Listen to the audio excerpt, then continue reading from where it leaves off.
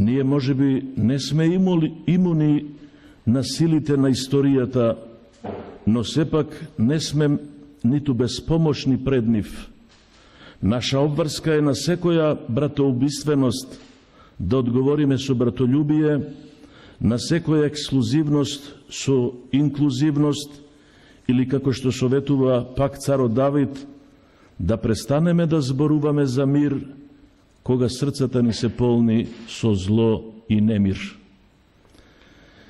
И навистина, наоѓајќи се соочен со денешните длабоки предизвици, светот има потреба не само од стратегии за мир, туку и пред се од луѓе чии срца се исполнети со мир Божји, и не само да зборуваме за мирот, туку и да кажеме Господ е нашиот мир, како што истакнува светиот апостол Павле, тогаш и нашите дела, зборови и помисли ќе станат вистинско сведоштво дека мирот од озгора може да се вкорени и да владее на земјата, та на неа да завладее Божјата волја за мир во секој човек и мир меѓу сите луѓе.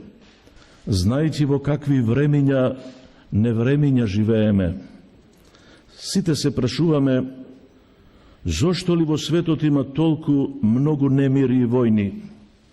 Зошто народите се во судири, семејствата се разделени, а луѓето се повознемирени?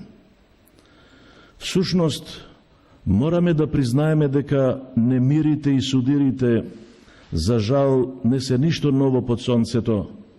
Политичка реакција, тој е дел од нашата верска обврска и од нашиот институционален идентитет. Многу години на назад градиме односи на почит со другите верски заедници, засновани врз комуникација, меѓусебно почитување и соработка. Во општество со длабоки историски чувствителности, диалогот го гледаме како превенција, а не како реакција, како долгорочна инвестиција во довербата, стабилноста и соживотот. Почитувани учесници, на крајот, меѓурелигискиот диалог не е луксус, нити само идеал за иднината. Тој е морална неопходност и историска одговорност на нашето време. Во свет соочен со конфликти, поларизација и недостигнат доверба, диалогот останува најсигурниот пат за зачувување на човечкото достоинство, за зајакнување на меѓусебното разбирање и за градење траен мир.